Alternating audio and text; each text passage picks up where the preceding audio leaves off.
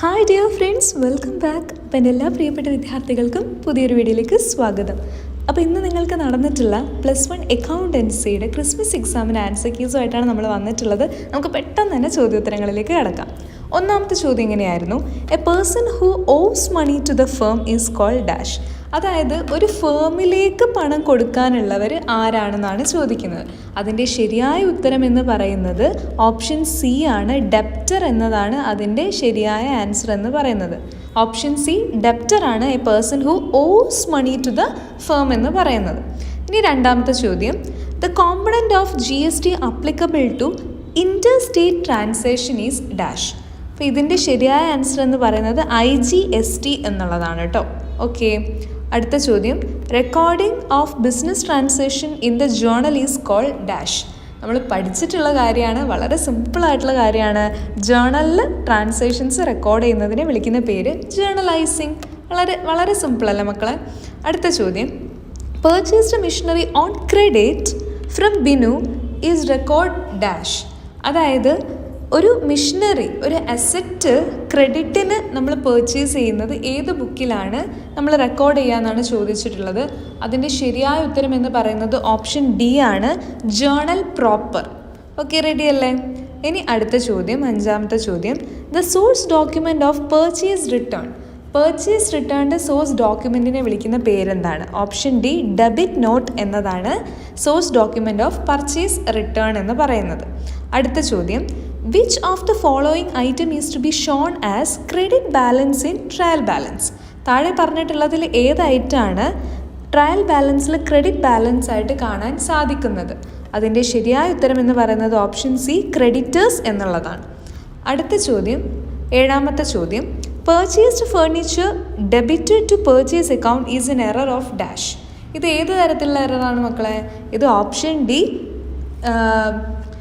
Errors of principle എന്നിട്ടുള്ള എററാണ്. Option C error of principle. ഒരു പ്രിൻസിപ്പിളാണ് അവിടെ എന്താവുന്നത്, തെറ്റിപ്പോകുന്നത് കേട്ടോ. അതായത് ഫേർണിച്ചർ പർച്ചേസ് ചെയ്യാന്ന് പറയുന്നത് പർച്ചേസസ് അക്കൗണ്ടിലല്ല, ഗുഡ്സ് പർച്ചേസ് ചെയ്യുന്നതാണ് പർച്ചേസസ് അക്കൗണ്ടിൽ കൊടുക്കുക. റെഡി അല്ലേ? സോ അത് എറർ ഓഫ് പ്രിൻസിപ്പിളാണ്.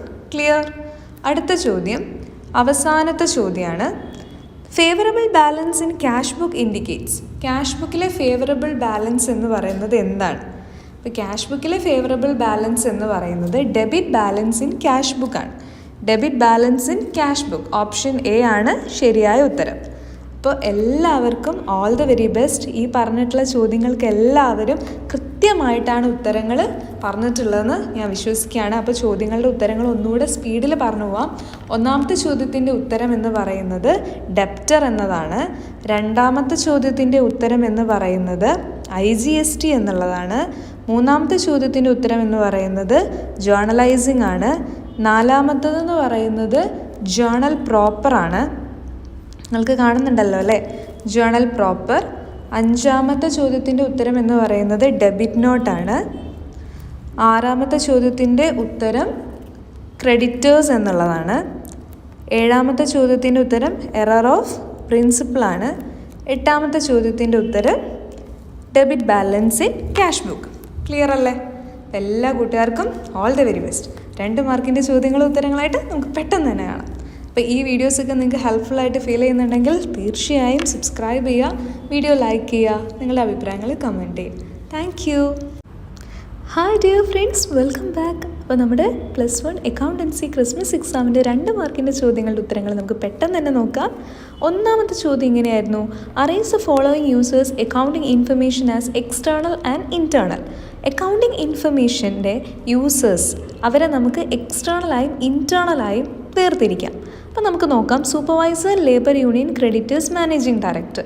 ഇവരെ നമുക്ക് ക്ലാസിഫൈ ചെയ്യുന്ന സമയത്ത് ഇൻറ്റേർണൽ യൂസേഴ്സായിട്ട് നമുക്ക് ആരെയൊക്കെ ഉൾപ്പെടുത്താം?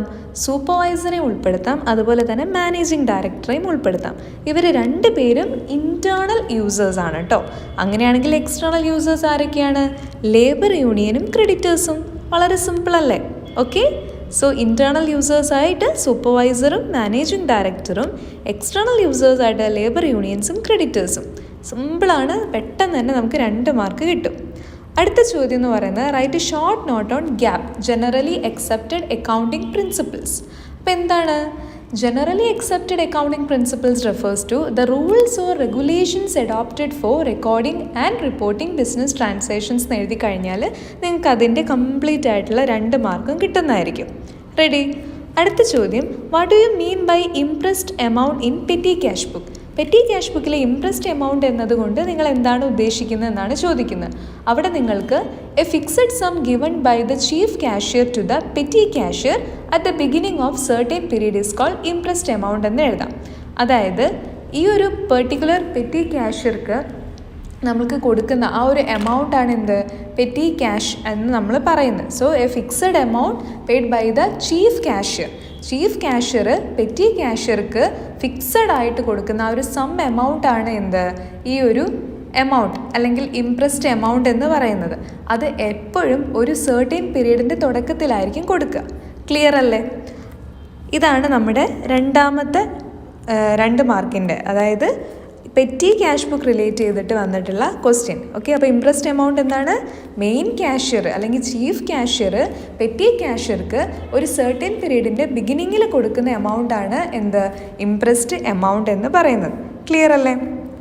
അടുത്ത ചോദ്യം, state any 2 objectives of preparing trial balance. Trial balance prepare ചെയ്യുന്നതിൻ്റെ എന്താണ് 2 ഒബ്ജക്റ്റീവാണ് ചോദിക്കുന്നത്. നമുക്ക് എന്തൊക്കെ പറയാം? To ascertain the arithmetical accuracy of the ledger accounts, to help in locating errors, to help in preparation of final accounts. ഏതെങ്കിലും 2 എഴുതിയാൽ മതി കേട്ടോ. അതായത് ലെഡ്ജർ അക്കൗണ്ട്സിൻ്റെ ആക്യുറസി, കൃത്യത എത്രമാത്രം ഉണ്ടെന്ന് അറിയാൻ വേണ്ടിയിട്ട്, എന്തെങ്കിലും എറേഴ്സ് ഉണ്ടെങ്കിൽ അത് കണ്ടുപിടിക്കാൻ വേണ്ടിയിട്ട്, അതുപോലെ ഫൈനൽ അക്കൗണ്ട്സ് പ്രിപ്പയർ ചെയ്യാൻ ഹെൽപ്പ് ചെയ്യാൻ വേണ്ടിയിട്ടൊക്കെയാണ് നമ്മൾ ട്രയൽ ബാലൻസ് പ്രിപ്പയർ ചെയ്യുന്നത്. അപ്പോൾ അതിൻ്റെ ഒബ്ജക്റ്റീവ്സ് ആയിട്ട് നമുക്ക് അതൊക്കെ എഴുതാം. അടുത്ത ചോദ്യം, briefly describe any 2 causes of depreciation. ഡിപ്രിസിയേഷൻ്റെ കാരണങ്ങൾ എന്തൊക്കെയാണ്? നമ്മൾ ഒരു അസറ്റ് കണ്ടിന്യൂസ് ആയിട്ട് ഉപയോഗിക്കുന്നതിൻ്റെ ഭാഗമായിട്ട് ടയർ ആൻഡ് വെയർ അല്ലെങ്കിൽ വെയർ ആൻഡ് ടിയർ എന്ന് പറയാം, യൂസേജ് എന്ന് പറയാം, യൂസ് എന്ന് പറയാം, പാസേജ് ഓഫ് ടൈം, സമയം കാലം പോകുന്നതിനനുസരിച്ച് ഡിപ്രിസിയേഷൻ ഉണ്ടാവും, ഒബ്സലൻസ് എന്ന് പറയാം, ആക്സിഡൻസ് എന്ന് പറയാം. അപ്പോൾ ഏതെങ്കിലും 2 എഴുതിയാൽ മതി. Wear and tear, use, passage of time, obsolescence, accidents. ഇതിലേതെങ്കിലും 2 എഴുതിയാൽ തേയ്മാനത്തിൻ്റെ കാരണമായിട്ട് നമുക്ക് എഴുതാവുന്നതാണ്. ഈ ഒരു സെഷനിലെ അവസാനത്തെ ചോദ്യം, enumerate the need for preparing bank reconciliation statement. എന്തിനാണ് മക്കളെ ബാങ്ക് റീകൺസിലിയേഷൻ സ്റ്റേറ്റ്മെൻറ്റ് പ്രിപ്പയർ ചെയ്യുന്നത്? It is prepared for reconciling or agreeing the cash book balance with the passbook balance on a particular date. അതായത് ഒരു particular ഡേറ്റിൽ ഇത് രണ്ടും, അതായത് പാസ്ബുക്കും cash ബുക്കും എന്താവണം, തമ്മിൽ എഗ്രി ആവണം, ഒരേ സെയിം ബാലൻസിലോട്ട് അത് വരണം. അങ്ങനെ ചെയ്യിക്കാൻ വേണ്ടിയിട്ടാണ് ബാങ്ക് റീകൺസിലിയേഷൻ സ്റ്റേറ്റ്മെൻറ്റ് നമ്മൾ പ്രിപ്പയർ ചെയ്യുന്നത്. So bank reconciliation statement is prepared for reconciling or agreeing the cash book balance with the passbook balance as on a particular date. Clear അല്ലേ? അപ്പോൾ ഇത്രയും ചോദ്യങ്ങളായിരുന്നു നിങ്ങളുടെ പ്ലസ് 1 അക്കൗണ്ടൻസി ക്രിസ്മസ് എക്സാമിന് 2 മാർക്കിന് ചോദിച്ചിട്ടുണ്ടായിരുന്നത്. അപ്പോൾ ഇതിൻ്റെ ഉത്തരങ്ങളൊക്കെ ഇപ്പോൾ നിങ്ങൾക്ക് ഏകദേശം ഒരു ക്ലാരിറ്റി ഉണ്ടാവുമെന്നാണ് ഞാൻ വിശ്വസിക്കുന്നത്. അപ്പോൾ ഇനി മോഡൽ എക്സാമും പബ്ലിക് എക്സാമൊക്കെ നമുക്ക് തകർത്ത് എഴുതണം, ഉഷാറായിട്ട് എഴുതണം. അപ്പോൾ നമ്മുടെ ചാനൽ മറക്കാതെ സബ്സ്ക്രൈബ് ചെയ്ത് വെക്കുക, നിങ്ങൾക്ക് തീർച്ചയായും യൂസ്ഫുൾ ആയിരിക്കും. Thank you. Hi dear friends, welcome back. അപ്പോൾ നമ്മുടെ പ്ലസ് 1 അക്കൗണ്ടൻസി ക്രിസ്മസ് എക്സാമിൻ്റെ 3 മാർക്കിൻ്റെ ചോദ്യങ്ങളൊന്ന് പരിചയപ്പെട്ടാലോ, അവയുടെ ഉത്തരങ്ങളും. ആ ഒരു കൂട്ടത്തിൽ 1ാമത്തെ ചോദ്യമായിരുന്നു, briefly explain the different systems of recording transactions in the books of accounts. അതായത് ബുക്സ് ഓഫ് അക്കൗണ്ട്സിൽ നമ്മൾ ട്രാൻസാക്ഷൻസ് റെക്കോർഡ് ചെയ്യുന്നതിനുള്ള വ്യത്യസ്തങ്ങളായിട്ടുള്ള സിസ്റ്റംസ് ഏതൊക്കെയാണെന്നാണ് ചോദിക്കുന്നത്. അപ്പോൾ അതിൻ്റെ ഉത്തരങ്ങളായിട്ട് നമുക്ക് എന്തൊക്കെ പറയാം? ഡബിൾ എൻട്രി സിസ്റ്റവും പറയാം, സിംഗിൾ എൻട്രി സിസ്റ്റവും പറയാം. അപ്പോൾ ചുമ്മാ എഴുതിയാൽ പോരാ, ബ്രീഫ്ലി എക്സ്പ്ലെയിൻ എന്ന് പറഞ്ഞിട്ടുണ്ട് അല്ലേ. അപ്പോൾ എന്താണ് ഡബിൾ എൻട്രി സിസ്റ്റം എന്ന് പറഞ്ഞാൽ? Under this system both the aspects of A transaction, അതായത് ഒരു ട്രാൻസാക്ഷൻ്റെ 2 ആസ്പെക്ട്സുകൾ എന്ത് ചെയ്യുന്നുണ്ട്, അവിടെ റെക്കോർഡ് ചെയ്യുന്നുണ്ട്. റിസീവിങ് ആസ്പെക്റ്റും ഗിവിങ് ആസ്പെക്റ്റും 2 അവിടെ റെക്കോർഡ് ചെയ്യുന്നുണ്ട്. അതായത് ഒരു ട്രാൻസാക്ഷന് ഒരു ഡെബിറ്റ് ആസ്പെക്റ്റും ഉണ്ടാവും, ഒരു ക്രെഡിറ്റ് ആസ്പെക്റ്റും ഉണ്ടാവും. അതാണ് എന്ത് ഡബിൾ എൻട്രി സിസ്റ്റം എന്ന് പറയുന്നത്. അപ്പോൾ അത് എഴുതിയാൽ നിങ്ങൾക്ക് മാർക്ക് കിട്ടും കേട്ടോ. 2ാമത്തെ ഒരു സിസ്റ്റമാണ് single entry system. This is a system which is not a double entry system. Double entry system അല്ലാത്തൊരു സിസ്റ്റമാണ് എന്ത്? Single entry system. Here the two fold effects of transactions are not recorded. ഇവിടെ ഒരു ട്രാൻസാക്ഷൻ്റെ രണ്ട് ആസ്പെക്ട്സുകൾ റെക്കോർഡ് ചെയ്യുന്നില്ല. ഇതൊരു unscientific സിസ്റ്റമാണ്. It is an unscientific system. So ഈ രണ്ട് സിസ്റ്റംസും എഴുതിയിട്ട് നിങ്ങൾ എക്സ്പ്ലെയിൻ ചെയ്തിട്ടുണ്ടെങ്കിൽ നിങ്ങൾക്ക് അതിൻ്റെ 3 മാർക്ക് കിട്ടും. Okay, the systems can be broadly classified into 2. 2 എണ്ണമാണ് മൊത്തത്തിൽ നമുക്ക് ഉള്ളത്. റെഡി അല്ലേ? ഓക്കെ, അപ്പോൾ ഒന്ന് എഴുതുന്നതിന് നിങ്ങൾക്ക് 1.5 മാർക്കും രണ്ടാമത്തെ എഴുതുന്നതിന് 1.5 മാർക്ക് വെച്ച് അങ്ങനെ 3 മാർക്ക് കിട്ടുന്നതായിരിക്കും കേട്ടോ. റെഡി? അടുത്ത ചോദ്യം 3 മാർക്കിൻ്റെ describe any 3 qualitative characteristics of accounting information. Accounting ഇൻഫർമേഷൻ്റെ 3 ക്വാളിറ്റേറ്റീവ് ക്യാരക്ടറിസ്റ്റിക്സുകൾ പറയാനാണ് പറഞ്ഞിട്ടുള്ളത്. നമ്മൾ 4 എണ്ണം പഠിച്ചിട്ടുണ്ട്. Reliability, relevance, understandability, comparability. Reliability എന്ന് പറഞ്ഞാൽ എന്താണ്? Accounting information must be reliable, നമുക്ക് വിശ്വസിക്കാൻ സാധിക്കുന്നതാകണം. രണ്ടാമത്തത് റെലവൻസ് ആണ്. The accounting information must be available in time, നമുക്ക് വേണ്ട സമയത്ത്, ആവശ്യമുള്ള സമയത്ത് അത് കിട്ടണം. അതിൻ്റെ ഒരു പ്രാധാന്യമാണ് അവിടെ പറയുന്നത്. ആ റെലവൻ്റ് ആയിട്ടുള്ള സമയത്ത് തന്നെ കിട്ടണം. ദെൻ അണ്ടർസ്റ്റാൻഡബിലിറ്റി, നമുക്ക് മനസ്സിലാക്കാൻ പറ്റണം. Accounting information must be presented in an understandable manner, നമുക്ക് പെട്ടെന്ന് മനസ്സിലാക്കാൻ പറ്റുന്നതായിരിക്കണം. Then comparability, it must be comparable over different time periods or with other entities, വ്യത്യസ്ത കാലങ്ങളിലും വ്യത്യസ്ത എൻറ്റിറ്റീസുമായിട്ട് നമുക്ക് താരതമ്യം ചെയ്യാൻ പറ്റുന്നതായിരിക്കണം അക്കൗണ്ടിങ് ഇൻഫർമേഷൻ എന്ന് പറയുന്നത്. So reliability, relevance, understandability, comparability, ഇതെല്ലാമാണ് qualitative characteristics of accounting information എന്ന് പറയുന്നത്. ഇത് നിങ്ങൾ എഴുതുകയാണെങ്കിൽ തീർച്ചയായും നിങ്ങൾക്ക് അതിൻ്റെ 3 മാർക്കും കിട്ടുന്നതായിരിക്കും. പിന്നെ ഉള്ളൊരു ചോദ്യം ഒരു അക്കൗണ്ടിങ് ഇക്വേഷൻ പ്രിപ്പയർ ചെയ്യുക എന്നുള്ളതാണ്.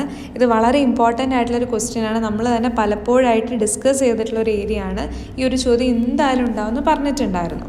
അതായത് സ്റ്റാർട്ട് ബിസിനസ് വിത്ത് ക്യാഷ് 70,000. അപ്പോൾ ഇവിടെ നടക്കുന്നത് എന്തൊക്കെ കാര്യങ്ങളാണ്? ഇവിടെ ക്യാഷ് വന്നു, അതുപോലെ ക്യാപിറ്റൽ വന്നു, അസറ്റും ഉണ്ടായിട്ടുണ്ട്, അതുപോലെ ഒരു ലയബിലിറ്റി, ഒരു ക്യാപിറ്റലും അവിടെ ഉണ്ടായിട്ടുണ്ട് 70,000. രണ്ടാമത്തത് purchased goods from Babu 30,000.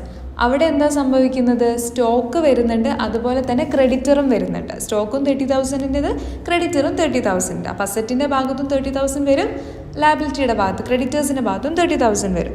Then cash sales ആണ്. ക്യാഷ് സെയിൽസ് എന്ന് പറയുന്ന സമയത്ത് എന്താണ്? 20,000 ആണല്ലേ. അപ്പോൾ സ്റ്റോക്ക് പോകുന്നുണ്ട്, അതേപോലെ തന്നെ ക്യാഷ് വരുന്നുമുണ്ട്. ഓക്കെ, രണ്ടും അസറ്റിൻ്റെ പോർഷനിലാണ് നമ്മൾ എഴുതുന്നത്. റെഡി? അപ്പോൾ ഇത് നിങ്ങൾക്ക് വ്യക്തമായിട്ടൊന്ന് കാണിച്ചു തരാം എങ്ങനെയാണ് ഈ അക്കൗണ്ടിങ് ഇക്വേഷൻ വർക്ക് ആവുന്നതെന്ന് നിങ്ങൾക്ക് കാണാൻ വേണ്ടിയിട്ട് സാധിക്കുന്നുണ്ട്. അപ്പോൾ ഈ രീതിയിൽ അക്കൗണ്ടിങ് ഇക്വേഷൻ നിങ്ങൾ എഴുതിയിട്ടുണ്ടെങ്കിൽ തീർച്ചയായും നിങ്ങൾക്ക് അതിൻ്റെ മുഴുവൻ മാർക്കും കിട്ടിയിരിക്കും. Asset is equal to capital plus liability എന്നുള്ള രീതിയിലായിരിക്കണം നമ്മളിത് എഴുതേണ്ടത്. ക്ലിയർ അല്ലേ? അപ്പോൾ ആദ്യത്തെ ഒരു ഏരിയ വരുന്ന സമയത്ത് 10,000 പ്ലസ് 90,000 എന്ന് കിട്ടും. ഇപ്പുറത്ത് 70,000 പ്ലസ് 30,000 എന്ന് പറഞ്ഞിട്ട് കിട്ടും. അപ്പോൾ ഈ രീതിയിലായിരിക്കണം നിങ്ങൾ എഴുതി അത് കൃത്യമാക്കണം. അപ്പോൾ 2 സൈഡും എന്താവും? ഈക്വൽ ആകും. റെഡിയല്ലേ മക്കളെ? ഓക്കെ, അപ്പോൾ ഈ രീതിയിലാണ് വേണം നമ്മൾ ആ അക്കൗണ്ടിങ് ഇക്വേഷൻ എഴുതാൻ വേണ്ടിയിട്ട്. അടുത്ത ചോദ്യം എന്തായിരുന്നു? Rectify the following errors. നമുക്ക് ചില എറേഴ്സ് തന്നിട്ടുണ്ട്, അതിന് എന്ത് ചെയ്യാനാണ് പറഞ്ഞിട്ടുള്ളത്? റെക്ടിഫൈ ചെയ്യാൻ, അതായത് കറക്റ്റ് ചെയ്യാനാണ് പറഞ്ഞിട്ടുള്ളത്. Purchases book undercast by 500. Purchases book undercast, അതായത് കുറഞ്ഞു പോയി. അപ്പോൾ നമ്മൾ അതിനെ കൂട്ടണം. അപ്പോൾ കൂട്ടാൻ വേണ്ടിയിട്ട് അതിന് എന്ത് ചെയ്യണം? ഡെബിറ്റ് ചെയ്യണം അല്ലേ? പർച്ചേസസിന് ഡെബിറ്റ് ബാലൻസ് ആണ്. അപ്പോൾ purchases account debtor to suspense account 500 എന്നാണ് എഴുതേണ്ടത്. നറേഷനായിട്ട് പർച്ചേസസ് ബുക്ക് അണ്ടർകാസ്റ്റ് എന്ന് എഴുതിയാൽ കറക്റ്റാണ്. അടുത്തത് credit sales to Madhu ₹5,000 were posted to Malu. Madhu എന്ന് എഴുതേണ്ടതിന് പകരം മാലു എന്നായിപ്പോയി എഴുതിയത്. ക്ലിയർ അല്ലേ? അപ്പോൾ കറക്റ്റായിട്ട് എന്ത് എഴുതാൻ? ക്രെഡിറ്റ് സെയിലാണ്. നമുക്ക് ആരെ കിട്ടി? നമുക്ക് ഇങ്ങോട്ടേക്കൊരു ഡെപ്റ്റർ കിട്ടിയില്ലേ? അപ്പോൾ എന്താണ് അത്? നമ്മൾ മധു എന്ന് പറഞ്ഞിട്ട് മധു അക്കൗണ്ട് ഡെറ്റർ ടു, മാലുവിനെ തെറ്റായിട്ടല്ലേ ഡെബിറ്റ് ചെയ്തത്. അപ്പോൾ മാലുവിനെ എന്ത് ചെയ്യണം? അത് ക്യാൻസൽ ചെയ്യാൻ ക്രെഡിറ്റ് ചെയ്യണം. അപ്പോൾ Madhu account debtor to Malu 5,000. Narration എഴുതാം credit sales to Madhu were posted to Malu. അടുത്തത് എന്തായിരുന്നു തെറ്റിപ്പോയത്? Repairs on machinery 1,000 were debited to machinery account. അതായത് റിപ്പയേഴ്സ് ടു മെഷീനറി എന്ന് പറഞ്ഞത് എന്താണ്? ഡെബിറ്റഡ് ടു മെഷീനറി അക്കൗണ്ടിലായിപ്പോയി എഴുതിയത്. അങ്ങനെയല്ല എഴുതാണ്ട്. റിപ്പയേഴ്സ് എന്ന് പറയുന്നത് ഒരു എക്സ്പെൻസ് ആണ്. അപ്പോൾ എക്സ്പെൻസിനെ ഡെബിറ്റ് ചെയ്യണം. അപ്പോൾ റിപ്പയേഴ്സ് അക്കൗണ്ട് ഡെറ്റർ, മെഷീനറിനെ ആയിപ്പോയി ആദ്യം ഡെബിറ്റ് ചെയ്ത്, അപ്പോൾ അത് ക്യാൻസൽ ചെയ്യാൻ അതിനെ ക്രെഡിറ്റ് ചെയ്യണം, ടു മെഷീനറി എന്ന് എഴുതാം. അപ്പോൾ repairs account debtor to machinery 1,000 എന്ന് എഴുതി കഴിഞ്ഞാൽ നമുക്ക് അതിൻ്റെ മാർക്ക് കിട്ടും. റെഡി അല്ലേ? അപ്പോൾ ഇത് നിങ്ങൾ ഈ രീതിയിലാണോ എഴുതിയതെന്നൊന്ന് ചെക്ക് ചെയ്യുക. ആദ്യത്തേത് purchases account debtor to suspense account എന്ന് എഴുതാം. അതുപോലെ രണ്ടാമത്തേത് Madhu account debtor to Malu account എന്ന് എഴുതാം. Then repairs account debtor to machinery account എന്ന് എഴുതാം. അപ്പോൾ ഈ രീതിയിലാണ് നിങ്ങൾ എഴുതിയിട്ടുള്ളതെങ്കിൽ നിങ്ങൾക്ക് തീർച്ചയായും അതിൻ്റെ മുഴുവൻ മാർക്കും കിട്ടും. നിങ്ങൾ ഒട്ടും പേടിക്കേണ്ട, നിങ്ങൾക്ക് അതിൻ്റെ മുഴുവൻ മാർക്കും കംപ്ലീറ്റ് ആയിട്ട് തന്നെ കിട്ടും കേട്ടോ. റെഡി അല്ലേ? ഓക്കെ, ഇനി നമുക്ക് അടുത്ത ചോദ്യം നോക്കാം. ഈ ഒരു സെഷനിലെ അവസാനത്തെ ചോദ്യത്തിന് തൊട്ട് മുമ്പുള്ള ചോദ്യമാണ്. State any 3 causes of difference between cash book balance and passbook balance. ഈ ചോദ്യം നമ്മൾ ഡിസ്കസ് ചെയ്തിട്ടുണ്ടായിരുന്ന ഒരു ചോദ്യം തന്നെയാണ്. ക്യാഷ് ബുക്ക് ബാലൻസും പാസ്ബുക്ക് ബാലൻസും തമ്മിൽ ഈ വ്യത്യാസം വരാനുള്ള കാരണങ്ങൾ എന്തൊക്കെയാണെന്നാണ് ചോദിച്ചിട്ടുണ്ടായിരുന്നത്. അപ്പോൾ അവിടെ നമുക്ക് എന്തൊക്കെ എഴുതാം? Cheque issued but not presented for payment. Cheque issue ചെയ്തു, പക്ഷേ പേയ്മെൻറ്റിന് വേണ്ടിയിട്ട് പ്രസൻറ്റ് ആയിട്ടില്ല. Then cheque deposited into bank but not collected and credited, an amount directly deposited into the bank account, interest, dividend, etc. collected and credited by the bank, and interest allowed or charged, bank charges by bank recorded only in passbook. ഇതിൽ ഏതെങ്കിലും 3 എഴുതിയാൽ മതി നിങ്ങൾ. അപ്പം നിങ്ങൾക്ക് അതിൻ്റെ കറക്റ്റായിട്ടുള്ള 3 മാർക്കും കിട്ടുന്നതായിരിക്കും. ക്യാഷ് ബുക്ക് ബാലൻസും പാസ്ബുക്ക് ബാലൻസും തമ്മിലുള്ള വ്യത്യാസം അത്രയും ഇമ്പോർട്ടൻ്റ് ആണെന്ന് മനസ്സിലാക്കാം. അടുത്ത ചോദ്യം, state any 3 advantages of return down value method of calculating depreciation. Depreciation calculate ചെയ്യുന്ന സമയത്ത് നമ്മൾ return down value method use ചെയ്യുന്നതിൻ്റെ അഡ്വാൻറ്റേജസ് 3 ഗുണങ്ങളാണ് ചോദിക്കുന്നത്. എന്തൊക്കെ ഗുണങ്ങൾ എഴുതാൻ പറ്റും? നമുക്കതിൻ്റെ നല്ല വശങ്ങളായിട്ട് എഴുതാൻ പറ്റുന്ന കാര്യം എന്ന് പറയുന്നത്, this method is suitable for the asset having longer life. അതായത് ലോങ്ങർ ലൈഫുള്ള അസറ്റുകൾക്ക് ഏറ്റവും കൂടുതൽ യൂസ്ഫുൾ ആവുന്ന ഒരു മെത്തേഡാണ് എന്ത്? റിട്ടേൺ ഡൗൺ വാല്യൂ മെത്തേഡ് എന്ന് പറയുന്നത്. Okay. 2, it is more realistic because more depreciation is charged in initial years as compared with later years. Okay, ഇത് കുറച്ചും കൂടി റിയലിസ്റ്റിക് ആണ്. കാരണം മോർ ഡിപ്രിസിയേഷനാണ് ഇനീഷ്യൽ ഇയേഴ്സിൽ ലേറ്റർ ഇയേഴ്സിനേക്കാളും ചാർജ് ചെയ്യുന്നത്. അതുകൊണ്ട് ഇത് കുറച്ചുകൂടെ റിയലിസ്റ്റിക് ആണ്. Then income tax department accept this method. Income tax department കുറച്ചുകൂടി അക്സെപ്റ്റ് ചെയ്തിട്ടുള്ളത് ഈ ഒരു മെത്തേഡാണ്. അപ്പോൾ നിങ്ങൾ ഈ ചോദ്യങ്ങളുടെ ഉത്തരങ്ങളൊക്കെ നന്നായിട്ട് തന്നെ എഴുതിയിട്ടുണ്ടെന്നൊന്ന് ഉറപ്പ് വരുത്തുക കേട്ടോ. അപ്പോൾ ഇവിടെ നിങ്ങൾ 5 ചോദ്യങ്ങൾക്ക് ഉത്തരം എഴുതിയാൽ മതി. ഇവിടെ മൊത്തം നമുക്ക് 6 ചോദ്യങ്ങൾ തന്നിട്ടുണ്ട്. അപ്പോൾ ഒരു ചോദ്യം നിങ്ങൾക്ക് സ്കിപ്പ് ചെയ്യാം. റെഡിയല്ല? അപ്പോൾ ഏത് ചോദ്യമാണ് സ്കിപ്പ് ചെയ്തതെന്ന് നോക്കുക. നന്നായിട്ട് പഠിക്കുക, അടിപൊളിയായിട്ട് പഠിക്കുക കേട്ടോ. Hi dear friends, welcome back. അപ്പോൾ നമ്മുടെ +1 അക്കൗണ്ടൻസി ക്രിസ്മസ് എക്സാമിൻ്റെ 4 മാർക്കിൻ്റെ ചോദ്യങ്ങളാണ് ഇനി നമ്മൾ ഡിസ്കസ് ചെയ്യാൻ വേണ്ടിയിട്ട് പോകുന്നത്. നന്നായിട്ട് പഠിക്കിയതെല്ലാം ഇമ്പോർട്ടൻ്റ് ആയിട്ടുള്ള ചോദ്യങ്ങൾ തന്നെയാണ് കേട്ടോ. അപ്പോൾ ഒന്നാമത്തെ ചോദ്യം ഇങ്ങനെയായിരുന്നു, explain various objectives of accounting. അക്കൗണ്ടിങ്ങിൻ്റെ ലക്ഷ്യങ്ങൾ എന്തൊക്കെയാണ്? എന്തിനു വേണ്ടിയിട്ടാണ് നമ്മൾ അക്കൗണ്ടിങ് ചെയ്യുന്നത്? അപ്പോൾ ഇതിൻ്റെ ഉത്തരങ്ങളായിട്ട് നമുക്ക് എന്തൊക്കെ പറയാം? Maintaining the accounting records of business. ഒരു ബിസിനസ്സിൻ്റെ റെക്കോർഡ്സ്, അക്കൗണ്ടിങ് റെക്കോർഡ്സ് മെയിൻറ്റെയിൻ ചെയ്യാൻ വേണ്ടിയിട്ട് അക്കൗണ്ടിങ് ലക്ഷ്യം വെക്കുന്നുണ്ട്. 2, അസർട്ടൈൻമെൻറ്റ് ഓഫ് ദ റിസൾട്ട്. നമ്മളുടെ ഫേമിൽ പ്രോഫിറ്റ് ആണോ ലോസ് ആണോ ഉണ്ടാകുന്നതെന്ന് അറിയണ്ടേ. അപ്പോൾ ആ ഒരു റിസൾട്ട് അസർട്ടൈൻ ചെയ്യാൻ വേണ്ടിയിട്ട് തീർച്ചയായും ഈ ഒരു അക്കൗണ്ടിങ് ലക്ഷ്യം വെക്കുന്നുണ്ട്. Then determining the financial position of business. ബിസിനസ്സിൻ്റെ നിലവിലെ ഫൈനാൻഷ്യൽ പൊസിഷൻ എന്താണെന്ന് ഡിറ്റർമൈൻ ചെയ്യാൻ ഹെൽപ്പ് ചെയ്യുന്നുണ്ട്, ഒബ്ജക്റ്റീവ് വെക്കുന്നുണ്ട്. And finally provide information to various users of accounting information. Accounting information ആവശ്യമുള്ള ഒത്തിരി യൂസേഴ്സ് ഉണ്ട്, അവർക്കൊക്കെ വേണ്ടതായിട്ടുള്ള ഇൻഫർമേഷൻ പ്രൊവൈഡ് ചെയ്യുക. ഇതെല്ലാം തന്നെ അക്കൗണ്ടിങ്ങിൻ്റെ ഒബ്ജക്റ്റീവ്സ് ആയിട്ട് നമുക്ക് പറയാവുന്ന കാര്യങ്ങളാണ്. റെഡിയല്ലേ? അപ്പോൾ നിങ്ങൾക്ക് വേണ്ടിയിട്ട് ഇവിടെ വെക്കുന്നുണ്ട്, maintaining the accounting records of business, ascertainment of the result, determining the financial position of business, provide information to various users of accounting information. Clear അല്ലേ മക്കളെ? അപ്പോൾ നന്നായിട്ട് ഈ ഒബ്ജക്റ്റീവ്സ് ഒക്കെ പഠിച്ചു വെച്ചോളൂ. വളരെ സിമ്പിളാണ് പഠിക്കാൻ. 4 മാർക്കാണ് നമുക്ക് ഇതുവഴി കിട്ടുന്നത്. അപ്പോൾ ചുമ്മാ പോയിൻ്റ് എഴുതിയാൽ പോരാ, അതിൻ്റെ ഒരു പ്രോപ്പറായിട്ടുള്ള ഒരു 2 ലൈൻ എക്സ്പ്ലനേഷനും കൂടി എഴുതിയാൽ കറക്റ്റായി.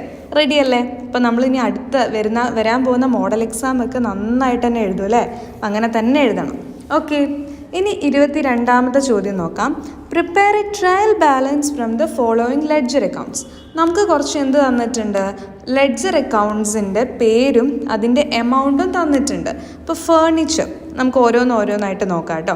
ട്രയൽ ബാലൻസിൻ്റെ ഫോർമാറ്റ് അറിയാലോ നിങ്ങൾക്ക്. എങ്ങനെയാണ് ട്രയൽ ബാലൻസ് വരയ്ക്കുക? നെയിം ഓഫ് ദ അക്കൗണ്ടും ഡെബിറ്റ് കോളും ക്രെഡിറ്റ് കോളും. ഇങ്ങനെ വരച്ച് കഴിഞ്ഞാൽ തന്നെ നമുക്ക് ട്രയൽ ബാലൻസിൻ്റെ ഫോർമാറ്റായി. ഇനി നമ്മൾ നോക്കാൻ പോകുന്നത് ഓരോന്നിൻ്റെയും ബാലൻസ് ആണ്. ഓരോ എമൗണ്ട് ഡെബിറ്റ് കോളത്തിലാണോ ക്രെഡിറ്റ് കോളത്തിലാണോ എഴുതേണ്ടതെന്നാണ് ഇനി നിങ്ങൾ അറിയേണ്ടത്. ക്ലിയർ അല്ലേ? അതറിഞ്ഞു കഴിഞ്ഞാൽ 4 മാർക്ക് വളരെ ഈസി ആയിട്ട് കിട്ടുന്ന കാര്യമാണ്. അപ്പോൾ നമുക്ക് ഓരോന്ന് നോക്കാം. ഒന്നാമത്തത് ഫർണിച്ചറാണ്. ഫർണിച്ചർ എന്ന് പറയുന്നത് എന്താണ്? അസറ്റാണ് അല്ലേ? അപ്പോൾ അസറ്റിന് എന്ത് ബാലൻസാണ് മക്കളെ? Debit balance. അപ്പോൾ അത് ഡെബിറ്റ് കോളത്തിലാണ് എഴുതേണ്ടത്. Then cash in hand. Cash in ഹാൻഡും എന്ത് തന്നെയാണ്? അസറ്റാണ്. അതും എന്താണ്? ഡെബിറ്റ് കോളത്തിൽ എഴുതണം. ദെൻ ക്രെഡിറ്റേഴ്സ്, ആ പേരിൽ തന്നെ ഉണ്ട്. ക്രെഡിറ്റേഴ്സ് എന്താണ്? നമ്മുടെ ലയബിലിറ്റി ആണ്. അപ്പോൾ അതിനെ എന്ത് ചെയ്യണം? അതിനെ നമ്മൾ ക്രെഡിറ്റ് കോളത്തിലാണ് എഴുതേണ്ടത്, ക്രെഡിറ്റേഴ്സ്. പർച്ചേസസ് എന്ന് പറയുന്നതിന് ഡെബിറ്റ് ബാലൻസ് ആണ്. അപ്പോൾ പർച്ചേസ് നമ്മൾ ഡെബിറ്റ് കോളത്തിൽ എഴുതാം. സെയിൽസ് എന്ന് പറയുന്നത് ക്രെഡിറ്റ് ബാലൻസ് ആണ്. അപ്പോൾ നമ്മളത് ക്രെഡിറ്റ് കോളത്തിൽ എഴുതാം. ദെൻ ഡെപ്റ്റേഴ്സ് ഡെബിറ്റ് ബാലൻസ് ആണ്. ക്യാപിറ്റൽ ക്രെഡിറ്റ് ബാലൻസ് ആണ്. സാലറി ഡെബിറ്റ് ബാലൻസ് ആണ്. റെഡി? അപ്പോൾ ഈ രീതിയിൽ എഴുതുന്ന സമയത്ത് അതെങ്ങനെ വരണം എന്ന് നിങ്ങൾക്ക് കാണിച്ചു തരാം കേട്ടോ. അപ്പോൾ ട്രയൽ ബാലൻസിൻ്റെ പ്രിപ്പറേഷൻ വളരെ ഇമ്പോർട്ടൻ്റ് ആണ്. നന്നായിട്ട് പഠിക്കേണ്ട ഒരു ഇമ്പോർട്ടൻ്റ് ഏരിയ ആണ് കേട്ടോ. അപ്പോൾ ഫേർണിച്ചർ ഡെബിറ്റ് ബാലൻസ് ആണ്, cash in hand debit balance ആണ്, ക്രെഡിറ്റേഴ്സ് ക്രെഡിറ്റ് ബാലൻസ് ആണ്, പർച്ചേസസ് ഡെബിറ്റ് ബാലൻസ് ആണ്, സെയിൽസ് ക്രെഡിറ്റ് ബാലൻസ് ആണ്, ഡെപ്റ്റേഴ്സ് ഡെബിറ്റ് ബാലൻസ് ആണ്, ക്യാപിറ്റൽ ക്രെഡിറ്റ് ബാലൻസ് ആണ്, സാലറി ഡെബിറ്റ് ബാലൻസ് ആണ്. ഓരോന്നിൻ്റെയും ബാലൻസ് പഠിച്ച് വെച്ചാൽ ട്രയൽ ബാലൻസിൻ്റെ പ്രിപ്പറേഷൻ വളരെ ഈസിയാണ്. റെഡി അല്ലേ? ഓക്കെ. അപ്പോൾ നിങ്ങൾക്ക് ഇങ്ങനെയുള്ളൊരു ചോദ്യം എക്സ്പെക്റ്റ് ചെയ്യാവുന്നതാണ്. റെഡി? അപ്പോൾ നന്നായിട്ട് തന്നെ പഠിക്കുക. വളരെ വളരെ ഇമ്പോർട്ടൻ്റ് ആണ് ട്രയൽ ബാലൻസിൻ്റെ പ്രിപ്പറേഷൻ. ചിലത് തെറ്റിച്ച് തന്നിട്ട് നമ്മളോട് ശരിയാക്കാനും പറയുന്ന ഏരിയാസ് ഉണ്ടാവാറുണ്ട്. ഇനി ചോദിച്ചിട്ടുള്ള 4 മാർക്കിൻ്റെ ചോദ്യം എന്ന് പറയുന്നത് ഒരു sales day book, metro traders എന്ന് പറയുന്ന ഒരു ഫേമിൻ്റെ സെയിൽസ് ഡേ ബുക്ക് ക്രിയേറ്റ് ചെയ്യാൻ വേണ്ടിയിട്ടാണ്. അപ്പോൾ നമുക്ക് നോക്കാം. നമ്മൾക്കറിയാം സെയിൽസ് ഡേ ബുക്ക് എപ്പോഴാണ് ക്രിയേറ്റ് ചെയ്യുക? ക്രെഡിറ്റ് സെയിൽ നടക്കുന്ന സമയത്താണ് സെയിൽസ് ഡേ ബുക്ക് എന്ത് ചെയ്യുക? ക്രിയേറ്റ് ചെയ്യുക. റെഡി അല്ലേ? അപ്പം നന്നായിട്ട് നോക്കാം. ഇവിടെ നമുക്ക് ജൂൺ 1 തന്നിട്ടുണ്ട്, അതുപോലെ ജൂൺ 17 പിന്നെ 25 തന്നിട്ടുണ്ട്. 3 ദിവസത്തെ കാര്യങ്ങളാണ് തന്നിട്ടുള്ളത്. അപ്പോൾ 3ൻ്റെയും നമുക്കൊന്ന് നോക്കാം. 2023 ജൂൺ 1 എന്തൊക്കെയാണ്? ഏതാണ് നമ്മുടെ നെയിം ഓഫ് ദ സപ്ലയർ? നമുക്ക് ആർക്കാണ് നമ്മളിത് വിറ്റത്? Sold to Sen International. അപ്പോൾ സെൻ ഇൻ്റർനാഷണൽ എന്ന് നമ്മളവിടെ മേളിൽ എഴുതി വെക്കണം. സെൻ ഇൻ്റർനാഷണൽ എന്തൊക്കെയാണ് വിറ്റത്? 10 ലാപ്ടോപ്പ്. ഒരു ലാപ്ടോപ്പിന് 30,000 രൂപ വെച്ചിട്ട് 10 ലാപ്ടോപ്പ് വിറ്റു. അപ്പോൾ തന്നെ എത്ര ലക്ഷമായി? 3 ലക്ഷം. 3 ലക്ഷം രൂപയാണ് നമുക്കായത്. അതായത് 10 ലാപ്ടോപ്പ് 30,000 രൂപയ്ക്ക്, ഒരു ലാപ്ടോപ്പിന് 30,000 വെച്ചിട്ട് 10 ലാപ്ടോപ്പ് വെക്കുമ്പോൾ 3 ലക്ഷം രൂപയാണ് അവിടെ നമുക്ക് എമൗണ്ട് വരുന്നത്. ക്ലിയർ അല്ലേ മക്കളെ? ഓക്കെ. അടുത്ത നോക്കിക്കേ, 15 പ്രിൻറ്റേഴ്സ്. 15 പ്രിൻറ്റേഴ്സ് 6,000 രൂപ. അപ്പോൾ 15 × 6,000 എത്രയാണ്? 90,000 അവിടെ വരും. 90,000 വരും. ഓക്കെ. ഇത് രണ്ടുമാണ് അവിടെ വരുന്നത്. അപ്പോൾ ഇത് രണ്ടും എഴുതുന്നു. സെൻ ഇൻ്റർനാഷണൽ എഴുതിയിട്ട് 10 ലാപ്ടോപ്പ് അറ്റ് ₹30,000 ഈച്ച് എന്ന് എഴുതുക. അതിൻ്റെ എമൗണ്ട് എഴുതുക. 15 printers at the rate of ₹6,000 each എന്ന് എഴുതുക. 90,000 എഴുതുക. രണ്ടും കൂടി കൂട്ടിയിട്ട് കിട്ടുന്ന 3,90,000 ഔട്ടർ കോളത്തിൽ എഴുതുക. ആദ്യത്തെ സെഷൻ അത്രയേ ഉള്ളൂ. ക്ലിയർ അല്ലേ? ഇനി രണ്ടാമത്തെ നോക്കുക. ജൂൺ 17 എന്താണ്? സോൾ ടു AB ട്രേഡേഴ്സ് എന്നാണ് പറഞ്ഞത്. അപ്പോൾ AB ട്രേഡേഴ്സിൻ്റെ പേര് എഴുതണം. എന്തൊക്കെയാണ്? 10 mobile phone at ₹10,000 each. 10 mobile ഫോണാണ് 10,000 രൂപയ്ക്ക്. ഒരു ഫോണിന് 10,000 ആണ് കേട്ടോ. അപ്പോൾ എത്രയും മക്കളെ? 1 ലക്ഷം. പിന്നെന്താണ്? 20 കമ്പ്യൂട്ടേഴ്സ്, ഒന്നിന് 3,000. അപ്പോൾ തന്നെ എത്രയായി? 60,000. 20 × 3,000 60,000. അപ്പോൾ ഇത് രണ്ടും കൂടി കൂട്ടുക. അപ്പോൾ നമുക്ക് എന്ത് കിട്ടും? 1,60,000 കിട്ടും. കഴിഞ്ഞോ? നേരത്തെ പോലെ കഴിയാറായോ? ഇല്ല, എന്തും കൂടി ഉണ്ട്. ട്രേഡ് ഡിസ്കൗണ്ട് തന്നിട്ടുണ്ട് 10%. അപ്പോൾ ഇത് രണ്ടും കൂടി കൂട്ടിയിട്ടുള്ള 1,60,000ൻ്റെ 10% കാണാം. അപ്പോൾ നമുക്ക് 16,000 കിട്ടും. ഈ 1,60,000 നമ്മൾ 1,60,000ൽ നിന്നും 16,000 കുറച്ചാൽ കിട്ടുന്ന 1,44,000 ആണ് ഔട്ടർ കോളത്തിൽ എഴുതേണ്ടത്. റെഡി അല്ലേ? ഇപ്പോൾ ട്രേഡ് ഡിസ്കൗണ്ട് കുറയ്ക്കാൻ മറന്നു പോകരുത്, അതിനൊക്കെ മാർക്കുണ്ട്. പിന്നെ 25ാമത്തെ ദിവസം എന്താണ്? KK ട്രേഡേഴ്സ് ആണ്. അവിടുന്ന് എന്താണ് വിറ്റത്? സോൾ ടു KK ട്രേഡേഴ്സിന് എന്താ വിറ്റത്? 5 ഇൻവെൻറ്റർ 7,000 ഈച്ച്. അപ്പോൾ 5 × 7,000 35,000. അപ്പോൾ ഇതെല്ലാം എഴുതിയിട്ട് ഔട്ടർ കോളത്തിലെ ഫിഗേഴ്സ് കൂട്ടുമ്പോൾ നമുക്ക് കിട്ടുന്ന വാല്യൂ ആണ് നമ്മളുടെ ടോട്ടലായിട്ട് എഴുതേണ്ടത്. ക്ലിയർ അല്ലേ? അപ്പോൾ നിങ്ങൾ ഈ രീതിയിലാണോ അത് എഴുതിയതെന്നൊന്ന് അനലൈസ് ചെയ്യാം. ഓക്കെ, നെക്സ്റ്റ് എക്സാമിന് വേണ്ടി പ്രിപ്പയർ ചെയ്യുന്നവർ ചെയ്ത് നോക്കുക. ക്വസ്റ്റ്യൻ നിങ്ങൾ ഒറ്റയ്ക്ക് ആദ്യം ഒന്ന് ചെയ്ത് നോക്കുക, എന്നിട്ട് ഇതുപോലെയാണോ നിങ്ങൾക്ക് കിട്ടുന്നതെന്ന് നോക്കാം. ഓക്കെ, ആദ്യം സെൻസറിൻ്റെത് ചെയ്യുക, അത് ചെയ്ത് കിട്ടുന്ന 2 ഫിഗേഴ്സും എന്ത് ചെയ്യുക, ആഡ് ചെയ്യുക. എന്നിട്ട് ആഡ് ചെയ്തിട്ട് കിട്ടിയ ഫിഗർ ഔട്ടർ കോളത്തിലോട്ട് എഴുതുക. അവിടെ അത്രയേ ഉള്ളൂ. പിന്നെ AB ട്രേഡേഴ്സിൻ്റെത് 2ഉം കൂടി കൂട്ടുക, എന്നിട്ട് കിട്ടിയ ഫിഗറിൽ നിന്ന് 10% കുറച്ചിട്ടുള്ള ഫിഗർ വേണം പുറത്തെഴുതാൻ. പിന്നെ KK ട്രേഡേഴ്സിൻ്റെതും കൂടി എഴുതി 3ഉം കൂടി എന്ത് ചെയ്യുക, ഈ കാണുന്ന 3 എണ്ണം കൂടി അങ്ങോട്ട് കൂട്ടുക. അപ്പോൾ നമുക്ക് ഫൈനൽ ആൻസർ കിട്ടും. അപ്പോൾ ഫോർമാറ്റൊക്കെ എല്ലാത്തിൻ്റെയും നന്നായിട്ട് പഠിച്ചു വയ്ക്കുക, ഇമ്പോർട്ടൻ്റ് ആണ്. റെഡി അല്ലേ? അടുത്തതൊരു മാച്ച് ദ ഫോളോയിങ് ക്വസ്റ്റ്യൻ ആണ് മക്കളെ. നമ്മുടെ 2ാമത്തെ ചാപ്റ്ററിൽ നിന്നുള്ള ചോദ്യങ്ങളാണ്. നിങ്ങൾക്ക് എങ്ങനെ ഉണ്ടായിരുന്നു മാച്ച് ദ ഫോളോയിങ് എന്നൊക്കെ ഒന്ന് പറയാം. ആദ്യത്തെ ഒരു area, transactions are to be kept not in physical unit. Transactions are to be kept not in physical unit എന്നാണ് പറയുക. അതായത് ഫിസിക്കൽ യൂണിറ്റ് ആയിട്ടല്ല നമ്മൾ ട്രാൻസാക്ഷൻസ് വെക്കുന്നത്. എന്ത് രീതിയിലാണ്? നമ്മൾ മണി മെഷർമെൻറ്റ് കോൺസെപ്റ്റാണ് അവിടെ യൂസ് ചെയ്യുന്നത്. അപ്പോൾ ഒന്നാമത്തെ എക്ക് കറക്റ്റായിട്ടുള്ള ഏതാണ്? Money measurement. ഫിസിക്കൽ യൂണിറ്റിലല്ല, മണി മെഷർമെൻറ്റ്, മോണിറ്ററി ടേംസിലാണ് നമ്മൾ അതെന്ത് ചെയ്യുന്നത്, കീപ്പ് ചെയ്യുന്നത്. അപ്പോൾ ഒന്നാമത്തേൻ്റെ ആൻസർ മണി മെഷർമെൻറ്റ് കോൺസെപ്റ്റ്. 2ാമത്തെ എന്താണ്? Business firm would continue to carry out its operation indefinitely. Business ഒരുപാട് കാലം മുന്നോട്ട് പോകും, ഒത്തിരി കാലം ഇത് ഗോയിങ് ആയിരിക്കും എന്ന് പറയുന്നൊരു കോൺസെപ്റ്റാണ്. വായിക്കുമ്പോൾ തന്നെ നമുക്ക് മനസ്സിലാവുന്നുണ്ട്. Going concept, going concern concept. ഈ ഒരു കൺസേൺ, ഈ ഒരു ഫേം ഒരുപാട് കാലം എന്ത് ചെയ്യുന്നുണ്ട്, ഓപ്പറേഷൻ ചെയ്ത് മുന്നോട്ട് പോകും എന്നുള്ളൊരു കോൺസെപ്റ്റിലാണ് വർക്ക് ചെയ്യുന്നത്. അല്ലാതെ ഇന്ന് തുടങ്ങി നാളെ അവസാനിപ്പിക്കാം, അടുത്ത മാസം അവസാനിപ്പിക്കാം എന്നുള്ള ഒരു ഇൻറ്റൻഷനിലല്ല അവർ വർക്ക് ചെയ്യുന്നത്. ക്ലിയർ അല്ലേ? സോ ഗോയിങ് കൺസേൺ എന്നുള്ളൊരു കോൺസെപ്റ്റാണ് 2ാമത്തത് പറയുന്നത്. ദെൻ 3ാമത്തെ കോൺസെപ്റ്റ് എന്താണ്? Asset is equal to capital plus liability. അതെന്താണ്? ഒരു ട്രാൻസാക്ഷന് 2 ആസ്പെക്റ്റ് ഉണ്ടാവുന്നല്ലേ, അത് നമ്മൾ പഠിച്ചിട്ടുണ്ട്. അതിനെ വിളിക്കുന്ന പേരെന്താണ്? അതിനെ വിളിക്കുന്ന പേരാണ് that is dual aspect concept എന്ന് പറയുന്നത്. ക്ലിയർ അല്ലേ? അടുത്തത്, ഒരു ട്രാൻസാക്ഷന് 2 ആസ്പെക്റ്റുകൾ ഉണ്ടാവും, ഡുവൽ ആസ്പെക്റ്റ് ഉണ്ടാവും എന്ന് നമ്മൾ പഠിച്ചിട്ടുണ്ട്. അടുത്ത question, each transaction is supported by verifiable documents. അതെന്താണ്? അത് നമ്മുടെ ഫേമിൻ്റെ ഒബ്ജക്റ്റീവ് കോൺസെപ്റ്റാണ്. ഒബ്ജക്റ്റീവ് കോൺസെപ്റ്റാണ് അത്. അപ്പോൾ ഇങ്ങനെയാണ് നമ്മുടെ എന്ത് വരുന്നത്, മാച്ച് ദ ഫോളോയിങ്ങിൻ്റെ ആൻസേഴ്സ് വരുന്നത്. അപ്പോൾ നിങ്ങൾക്കത് ഒന്നുകൂടെ ഈസി ആയിട്ട് കാണാൻ വേണ്ടിയിട്ട് ഇവിടെ കൊടുക്കുന്നുണ്ട്. നന്നായിട്ട് നോക്കുക, നല്ല രീതിയിൽ തന്നെയാണോ, ശരിയായ രീതിയിലാണോ നിങ്ങൾ എഴുതിയിട്ടുള്ളത്, അല്ലെങ്കിൽ ഇനി എഴുതാൻ പോകുമ്പോൾ കുറച്ചും കൂടി ബെറ്റർ ആക്കി എഴുതാൻ എങ്ങനെയാണെന്നൊന്ന് നോക്കുക. AB എന്ന് പറഞ്ഞ് 2 കോളം വരച്ച് തന്നെ ചെയ്യാം കേട്ടോ.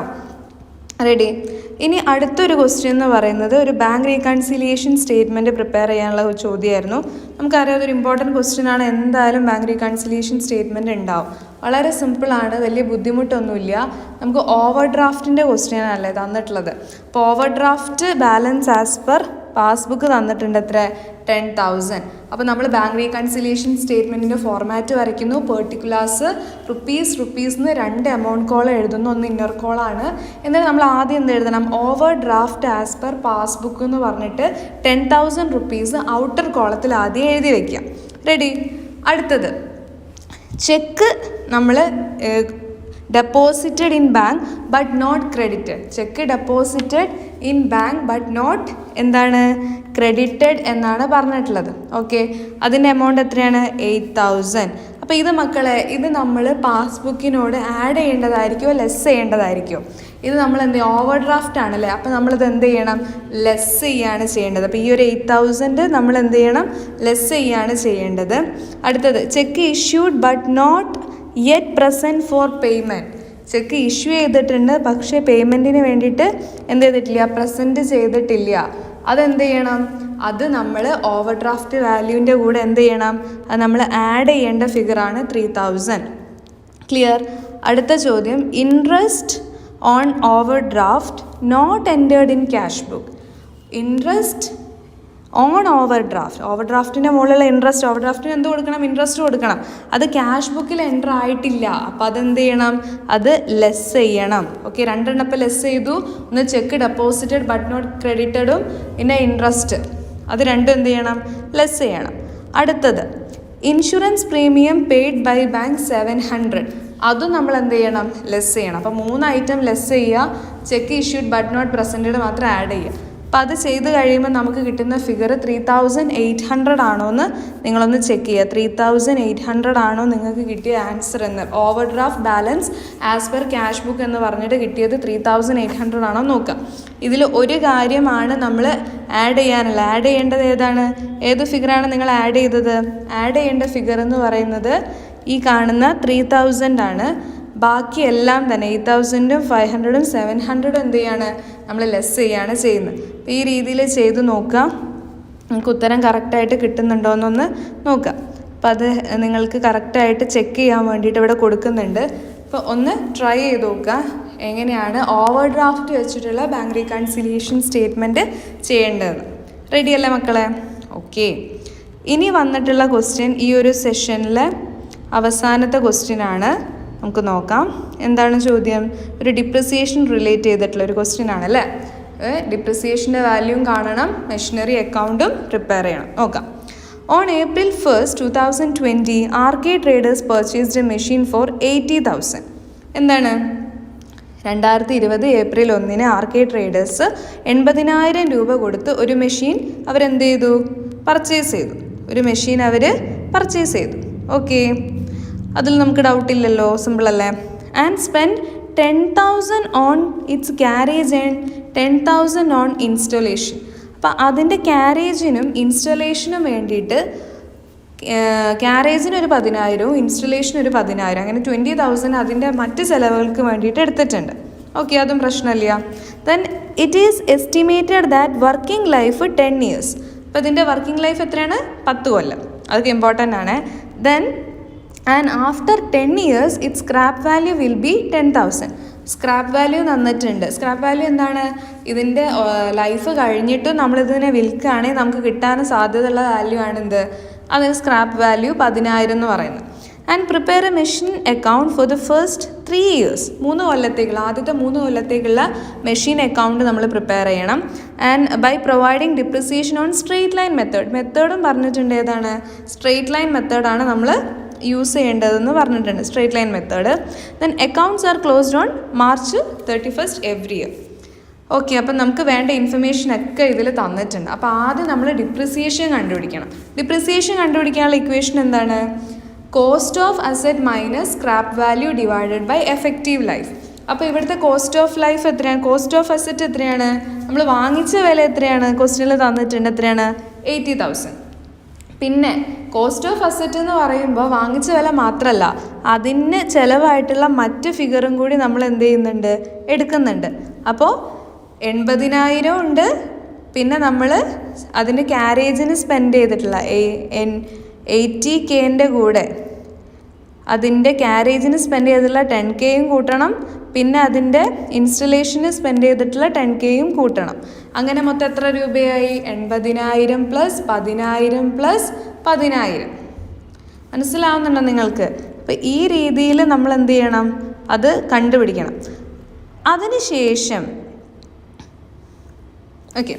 അതിനുശേഷം അതിൻ്റെ സ്ക്രാപ്പ് വാല്യൂ അങ്ങോട്ട് കുറയ്ക്കണം.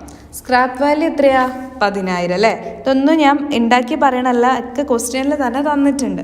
ഓക്കെ, അപ്പോൾ 80,000 കൂടെ 10,000 കൂട്ടി എത്ര കിട്ടി? 90,000 പ്ലസ് പിന്നെയും 10,000 കൂട്ടി, അപ്പോൾ 1 lakh കിട്ടി. അതിൽ നിന്ന് സ്ക്രാപ്പ് വാല്യൂ ആയിട്ടുള്ള 10,000 കുറച്ചപ്പോൾ 90,000 കിട്ടി.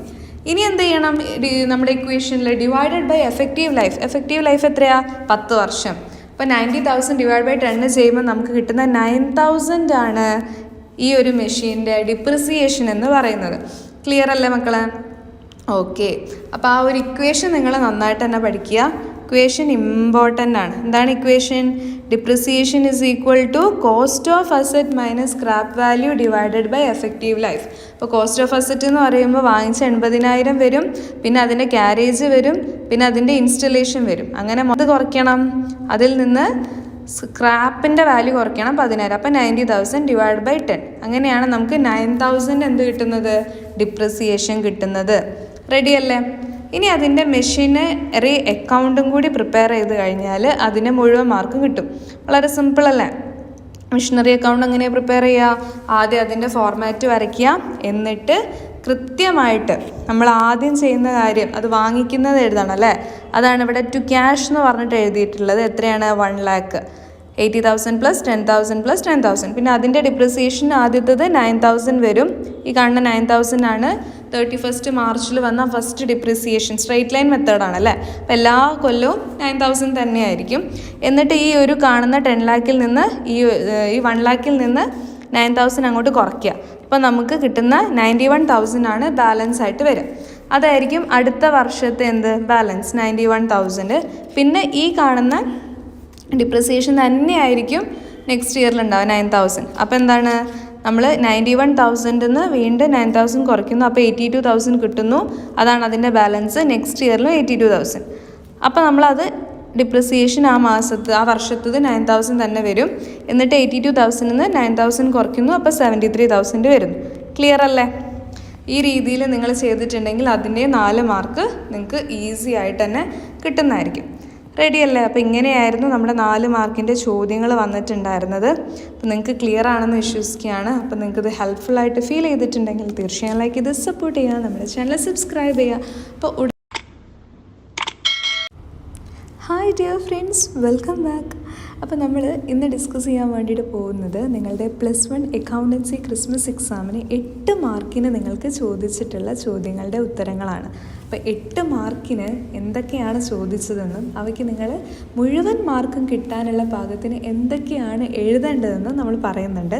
നന്നായിട്ട് ശ്രദ്ധിക്കുക, ശ്രദ്ധയോടുകൂടി പഠിക്കുക. ഇതൊരു ക്രിസ്മസ് എക്സാം മാത്രമേ കഴിഞ്ഞിട്ടുള്ളൂ. ഇനി നമുക്ക് മോഡൽ വരുന്നുണ്ട്, അതുപോലെ തന്നെ നമുക്ക് ആനുവൽ എക്സാം വരുന്നുണ്ട്. ആനുവൽ എക്സാമിന് നമുക്ക് A+ കിട്ടണം. ഓക്കെ, അപ്പോൾ ആ ഒരു ലെവലിലേക്കാണ് നമ്മൾ പഠിച്ചുകൊണ്ടിരിക്കുന്നത്. നിങ്ങളെക്കൊണ്ട് സാധിക്കും, നിങ്ങളെക്കൊണ്ട് കഴിയും, നിങ്ങൾ നേടുമെന്നുള്ള ആ ഒരു കോൺഫിഡൻസോട് കൂടി തന്നെ പഠിക്കുക. ഓക്കെ, വളരെ ഈസിയാണ് മക്കളെ, നമ്മളെ കൊണ്ട് പറ്റും.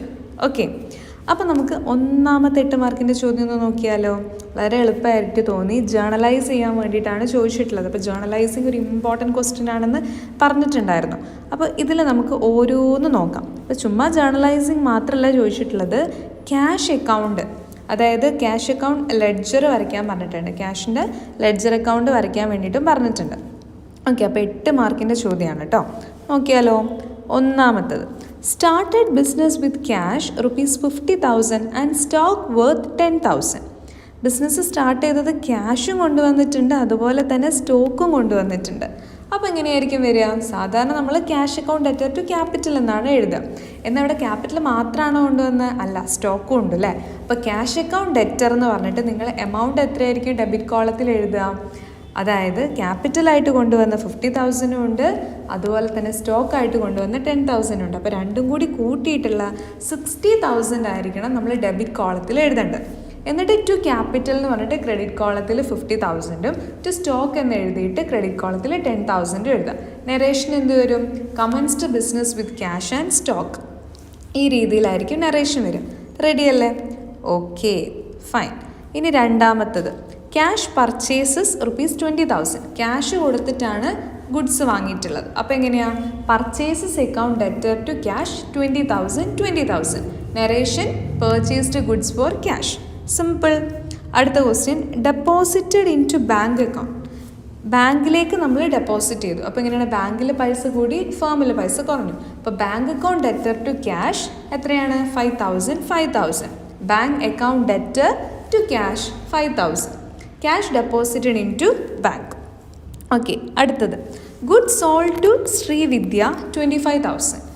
ശ്രീവിദ്യക്കാണ് കൊടുത്തത്. ക്യാഷിന് കൊടുത്തെന്ന് പറയുന്നുണ്ടോ? ഇല്ല അല്ലെ, ഒരാളുടെ പേര് മെൻഷൻ ചെയ്തിട്ടുണ്ട്, ക്യാഷിന് കൊടുത്തെന്ന് പറഞ്ഞിട്ടില്ല. അപ്പോൾ ശ്രീവിദ്യ നമ്മുടെ ഒരു ഡെപ്റ്ററായിട്ട് മാറിയില്ലേ. അപ്പോൾ ഡെപ്റ്റർ ആകുമ്പോൾ ശ്രീവിദ്യയെ ഡെബിറ്റ് ചെയ്യണം. Srividya account debtor to sales 25,000. Sold goods to Srividya എന്ന് നരേഷൻ എഴുതാം. അടുത്ത ചോദ്യം, പെയ്ഡ് റെൻറ്റ് ബൈ ചെക്ക് വഴിയാണ് റെൻറ്റ് കൊടുത്തത്. അപ്പോൾ rent account debtor to cash അല്ല, ബാങ്ക് എന്നാണ് എഴുതേണ്ടത്. ചെക്ക് വഴിയാണ് കൊടുത്തത്, അപ്പോൾ ബാങ്കിൽ പൈസ കുറയും. അപ്പോൾ rent account debtor to bank 3,000. Narration എഴുതുക, പെയ്ഡ് റെൻറ്റ് ബൈ ചെക്ക്. അടുത്ത question, final question, withdraw for personal use 2,000. അപ്പോൾ പേഴ്സണൽ യൂസിന് വേണ്ടിയിട്ട് വിഡ്രോ ചെയ്ത് അതിനൊരു ടേം ഉണ്ട് അല്ലേ, എന്താണ് ഡ്രോയിങ്സ്. അപ്പോൾ drawings account debtor to cash എന്നാണ് എഴുതുക. 2000 narration withdraw for personal use. Ready അല്ലേ? അപ്പോൾ ഇത് നിങ്ങൾക്ക് കാണിച്ചു തരാം ഏത് രീതിയിലാണ് മുഴുവനായിട്ട് നമ്മൾ എഴുതേണ്ടത്. നിങ്ങൾ ജേണലിൻ്റെ ഫോർമാറ്റൊക്കെ വരയ്ക്കാൻ നന്നായിട്ട് പഠിച്ചിരിക്കണം. ഡേറ്റ് കോളം ഉണ്ട്, ഡേറ്റ് കോളം നന്നായിട്ട് തന്നെ മനസ്സിലാക്കുക. പിന്നെ നമുക്ക് നോക്കുന്നത് പെർട്ടിക്കുലേഴ്സ് കോളം ഉണ്ട്, പിന്നെ ലെഡ്ജർ ഫോളിയോ ഉണ്ട്, ഡെബിറ്റ് കോളം ഉണ്ട്, ക്രെഡിറ്റ് കോളം ഉണ്ട്. ഇങ്ങനെ മൊത്തം 5 കോളമാണ് ജേണലിന് വരുന്നത്. ഫോർമാറ്റ് ഇമ്പോർട്ടൻ്റ് ആണ്. ഓരോ ട്രാൻസാക്ഷൻസുകളും നല്ല രീതിയിൽ തന്നെ എഴുതിയെന്ന് വിശ്വസിക്കുകയാണ്. അപ്പോൾ ഇനി വരാൻ പോകുന്ന മോഡൽ ആൻഡ് ആനുവൽ എക്സാമിന് വേണ്ടിയിട്ട് ജേർണലൈസിങ് ചെയ്യാൻ വേണ്ടിയിട്ട് നന്നായിട്ട് പഠിക്കാം. റെഡിയല്ലേ? അപ്പോൾ ക്യാഷ് നമ്മൾ ക്യാപിറ്റലും കൊണ്ടുവന്നിട്ടുണ്ട്, അതേപോലെ തന്നെ സ്റ്റോക്കും കൊണ്ടുവന്നിട്ടുണ്ട്. അപ്പോൾ ആദ്യത്തെ area cash account debtor to capital to stock എന്ന് എഴുതാം. ദെൻ അപ്പോൾ ഈ ഒരു എമൗണ്ട് എഴുതുമ്പോൾ ശ്രദ്ധിക്കണം, നേരെ പോയിട്ട് ക്യാപിറ്റലിൻ്റെ എമൗണ്ട് ഡെബിറ്റ് കോളത്തിൽ എഴുതി വെക്കരുത്. അങ്ങനെ കണ്ടിട്ടുണ്ട്, അതുകൊണ്ടാണ് പറയുന്നത് ഈ ഒരു ഭാഗത്ത് രണ്ടും കൂടി നമ്മൾ എഴുതി വെക്കരുത്. 60,000 എന്തുകൊണ്ടാണ് വന്നതെന്ന് വെച്ച് കഴിഞ്ഞാൽ 2 ഫിഗർ വന്നിട്ടുണ്ട്. ഒന്ന് ക്യാപിറ്റലായിട്ട് കൊണ്ടുവന്ന 50,000-ഉം 2 സ്റ്റോക്കായിട്ട് കൊണ്ടുവന്ന 10,000. അപ്പോൾ ഇത് രണ്ടും കൂടി കൂട്ടിയിട്ടുള്ള ഫിഗർ ആയിരിക്കണം ഇവിടെ വരേണ്ടത്. റെഡിയല്ലേ? അപ്പോൾ ശ്രദ്ധിക്കുക കേട്ടോ, നിങ്ങളുടെ മാർക്ക് 1 മാർക്ക് പോലും കുറയരുത് എന്നുള്ള ആഗ്രഹത്തിൻ്റെ പുറത്താണ് പറയുന്നത്. റെഡി? പിന്നെന്തായിരുന്നു നമുക്ക് വന്നിട്ടുള്ള question? Purchased goods for cash അല്ലേ? അപ്പോൾ എന്താണ് purchases account debtor to cash എന്നാണ്. അത് പിന്നെ നമ്മൾ എന്ത് ചെയ്യുന്നു, സെയിം എമൗണ്ട് തന്നെയാണ് ഡെബിറ്റ് കോളത്തിലും ക്രെഡിറ്റ് കോളത്തിലും എഴുതുന്നത്. പിന്നെന്തായിരുന്നു cash deposited into bank. അപ്പോൾ bank account debtor to cash. പിന്നെന്താണ് ശ്രീവിദ്യക്ക് ക്രെഡിറ്റിന് കൊടുത്തു അല്ലേ? അപ്പോൾ Sreevidya account debtor to sale. Credit എന്നൊന്നും പറയില്ല കേട്ടോ, നമ്മളത് അസ്യൂം ചെയ്തെടുക്കണം. ക്യാഷ് എന്ന് പറഞ്ഞിട്ടില്ല, ഒരാളുടെ പേര് മെൻഷൻ ചെയ്തിട്ടുണ്ടെങ്കിൽ അതൊരു ക്രെഡിറ്റ് സെയിലാണ്. അപ്പോൾ ശ്രീവിദ്യ നമ്മുടെ ഒരു ഡെപ്റ്ററായിട്ട് മാറി. അപ്പോൾ ശ്രീവിദ്യനെ ഡെബിറ്റ് ചെയ്യണം. സെയിൽസ് നടന്നു, സെയിൽസ് ഒരു ഇൻകമാണ്, അതുകൊണ്ട് സെയിൽസിനെ ക്രെഡിറ്റ് ചെയ്യുന്നു എന്നൊക്കെ അറിഞ്ഞ് വെച്ചിട്ട് വേണം നമ്മൾ എഴുതാൻ. പിന്നെ ഒരു എക്സ്പെൻസ് ആണ് റെൻ്റ്, അത് ചെക്ക് വഴിയാണ് കൊടുത്തത്. അപ്പോൾ rent account debtor to bank. പിന്നെ പേഴ്സണൽ യൂസിന് വേണ്ടിയിട്ട് നമ്മൾ ക്യാഷ് വിഡ്രോ ചെയ്യുകയാണെങ്കിൽ അതിനെ വിളിക്കുന്ന പേരാണ് ഡ്രോയിങ്സ്. ആ പേരൊക്കെ നമ്മൾ അറിഞ്ഞിരിക്കണം. അപ്പോൾ drawings account debtor to cash. റെഡിയല്ലേ മക്കളെ? അപ്പോൾ ഇമ്പോർട്ടൻറ്റ് ക്വസ്റ്റ്യൻ ആയിരുന്നു. അപ്പോൾ നിങ്ങൾക്ക് മനസ്സിലായെന്ന് വിശ്വസിക്കുന്നു. പിന്നെ 8 മാർക്കിന് ഇതിൽ ഏതെങ്കിലും ഒരു ക്വസ്റ്റ്യൻ എഴുതിയാൽ മതി. അപ്പോൾ നിങ്ങൾ ഏതാ എഴുതിയെന്ന് എനിക്ക് അറിയില്ലല്ലോ. അപ്പോൾ രണ്ടും ഡിസ്കസ് ചെയ്യാം കേട്ടോ. എന്തായിരുന്നു ചോദ്യം? നമ്മൾ ഇമ്പോർട്ടൻ്റ് ആണെന്ന് പറഞ്ഞാൽ മറ്റൊരു ചോദ്യമാണ് ഡബിൾ കോളം ക്യാഷ് ബുക്കിൻ്റെ പ്രിപ്പറേഷൻ അല്ലേ? ഇമ്പോർട്ടൻ്റ് ആണ്, അത്രയും ഇമ്പോർട്ടൻ്റ് ആണ് ഡബിൾ കോളം ക്യാഷ് ബുക്കിൻ്റെ പ്രിപ്പറേഷൻ. അപ്പോൾ ഇത് എങ്ങനെയാണ് നമ്മൾ ചെയ്യുക? ഐ ആം സോറി, അതിനു മുമ്പ് നമ്മളോട് എന്ത് പറഞ്ഞിട്ടുണ്ടായിരുന്നു? ലെഡ്ജർ അക്കൗണ്ട് മാത്രമല്ല എന്തും കൂടി ഉണ്ടാക്കാൻ പറഞ്ഞിട്ടുണ്ടായിരുന്നു, ക്യാഷ് അക്കൗണ്ട് ഉണ്ടാക്കാൻ പറഞ്ഞിട്ടുണ്ടായിരുന്നു. അപ്പോൾ ക്യാഷ് അക്കൗണ്ട് എങ്ങനെയാണ് ഉണ്ടാക്കുക? ക്യാഷ് വരുന്ന എല്ലാ ആസ്പെക്റ്റുകളും നമ്മൾ എടുക്കണം. ഓക്കെ, അപ്പോൾ ആദ്യത്തെ ഒരു കേസ് എടുക്കാം. ആദ്യത്തെ കേസിൽ cash account debtor to capital to stock എന്നാണ്. അപ്പോൾ രണ്ട് നമ്മൾ എന്ത് ചെയ്യണം? ക്യാഷ് അക്കൗണ്ടിൽ എങ്ങനെ എഴുതണം? ക്യാഷ് അക്കൗണ്ട് ഈസ് എന്താണ്? Cash account is debited. Cash account debtor to capital to സ്റ്റോക്കാണ്. അപ്പോൾ ക്യാപിറ്റലും സ്റ്റോക്ക് എന്ത് ക്രെഡിറ്റ് ചെയ്തു. അപ്പോൾ cash account debtor to capital to stock എന്ന് പറഞ്ഞിട്ട് രണ്ടിനെയും, ക്യാപിറ്റലിനെയും സ്റ്റോക്കിനെയും ക്യാഷ് അക്കൗണ്ടിൽ നമ്മൾ എന്ത് ചെയ്യണം? ഡെബിറ്റ് സൈഡിൽ എഴുതണം. എങ്ങനെ എഴുതുക? ഈ കാണുന്ന രീതിയിൽ. എങ്ങനെ? To capital to stock. അതിൻ്റെ എമൗണ്ട് എത്രയാണ്? ആദ്യത്തെ കേസിൽ 50,000, രണ്ടാമത്തെ കേസിൽ 10,000. അപ്പോൾ ക്യാഷ് അക്കൗണ്ട് ഡെറ്റർ ടു ക്യാപിറ്റലും ടു സ്റ്റോക്കും എഴുതി. ഇനി നമുക്ക് ക്യാഷ് വരുന്ന ഐറ്റംസ് ഏതൊക്കെയാണ് ഒന്ന് നോക്കിയാലോ? ഇനി ക്യാഷ് വരുന്ന ഐറ്റംസ് എന്ന് പറഞ്ഞാൽ പർച്ചേസസ് ഒന്ന് നോക്കിക്കേ. Purchases account debtor to cash. അപ്പോൾ cash account is credited by purchases. എത്രയാണ് എമൗണ്ട്? 2,000. അപ്പം ക്യാഷ് അക്കൗണ്ടിൽ എന്ത് ചെയ്യണം? ബൈ പർച്ചേസസ് എഴുതണം. കാണുന്നില്ല ഇവിടെ? ബൈ പർച്ചേസസ് എന്ന് എഴുതണം. ഒന്നാമത്തെ ബൈ പർച്ചേസസ് 2,000. പിന്നെ ക്യാഷ് വരുന്നത് എവിടെയാണ്? Bank account debtor to cash വരുന്നുണ്ട് അല്ലേ? അപ്പോൾ cash account is again credited by bank ആണ്.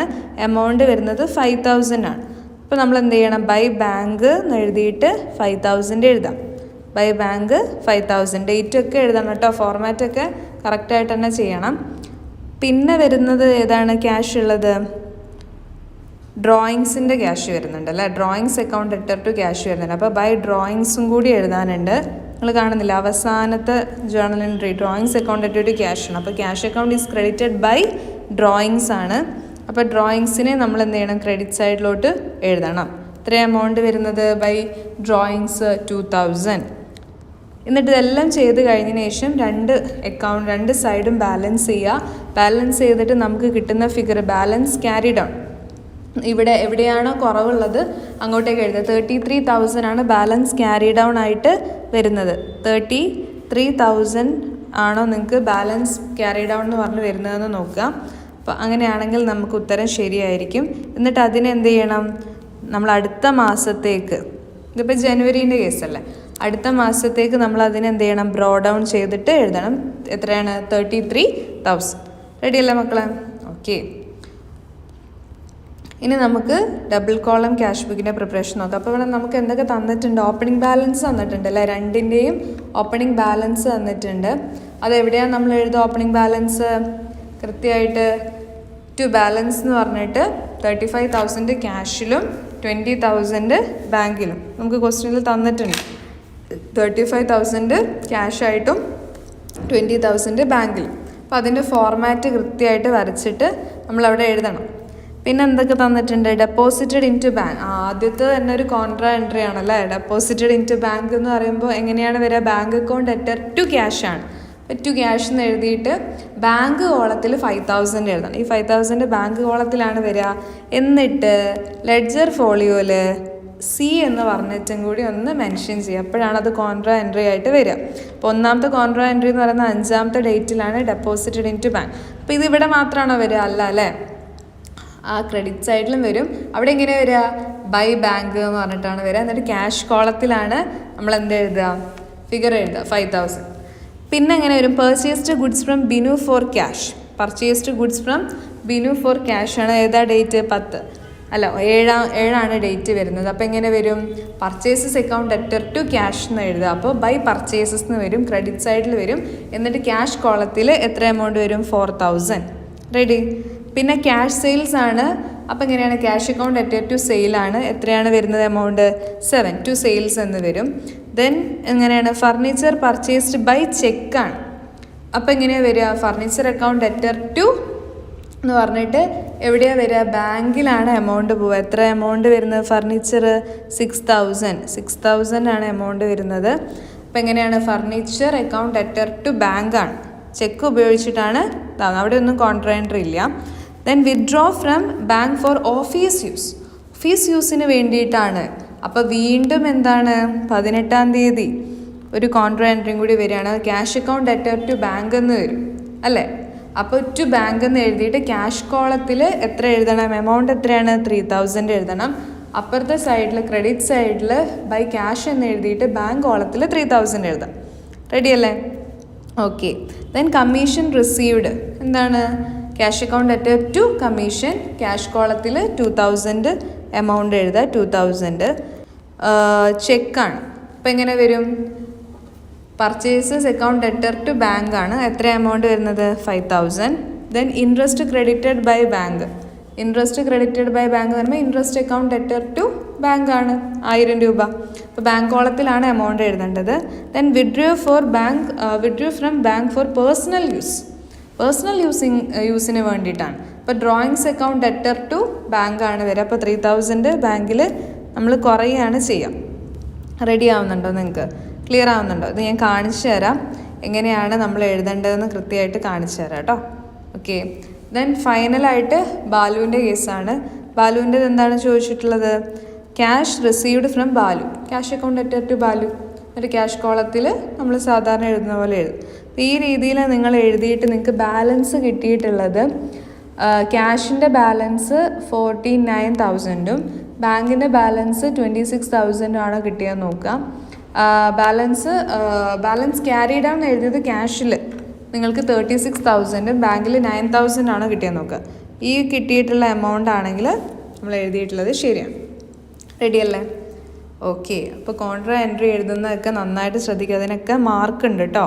അതിനൊക്കെ ഇമ്പോർട്ടൻ്റ് ആയിട്ടുള്ള മാർക്ക് വരുന്ന ഏരിയാസാണ്. 2 ഡേറ്റിലാണ് നമുക്ക് കോൺട്രാ എൻട്രി വന്നിട്ടുള്ളത്. ഒന്ന് 10-നും പിന്നെ വന്നത് 18-നുമാണ്. 10-നല്ല, ആദ്യത്തേത് 5-ാം തീയതിയിട്ടുള്ളത്. 5-ാം തീയതിയാണ് വന്നിട്ടുള്ളത് ഫസ്റ്റ് കോൺട്രാൻട്രി, പിന്നെ 18, 5ഉം 18ഉം. അപ്പോൾ 5-ാലും 18-നും നിങ്ങൾക്ക് കോൺട്രാൻട്രീസ് കൃത്യമായിട്ട് 2 സൈഡിലും വന്നിട്ടുണ്ടോ എന്നൊന്ന് ചെക്ക് ചെയ്യാം. Okay, ready? അപ്പോൾ നന്നായിട്ട് പഠിച്ചോളൂ. ഡബിൾ കോളം ക്യാഷ് ബുക്കിൻ്റെ പ്രിപ്പറേഷൻ ഇമ്പോർട്ടൻ്റ് ആണ്, വെരി വെരി ഇമ്പോർട്ടൻറ്റ്. ഓക്കെ, അപ്പോൾ ഇത്രയായിരുന്നു നമ്മുടെ 8 മാർക്കിൻ്റെ ചോദ്യങ്ങളുടെ ഉത്തരങ്ങളും അതിൻ്റെ ചോദ്യങ്ങളൊക്കെ. അപ്പം നിങ്ങൾ നന്നായിട്ട് തന്നെയാണ് എഴുതിയെന്ന് വിശ്വസിക്കുകയാണ്. എക്സാമിന് വേണ്ടിയിട്ട് നന്നായിട്ട് തന്നെ പ്രിപ്പയർ ചെയ്യാം. നമ്മുടെ ഇനി വരാൻ പോകുന്ന മോഡലും ആനുവലും അടിപൊളിയാക്കണം. ഓക്കെ, എന്നിട്ട് നമുക്ക് A+ ലെവലിലോട്ട് എത്തണം. ഓക്കെ അല്ലേ? അപ്പോൾ കൂടെ കൂടിക്കോ, നമുക്ക് ഉഷാർ.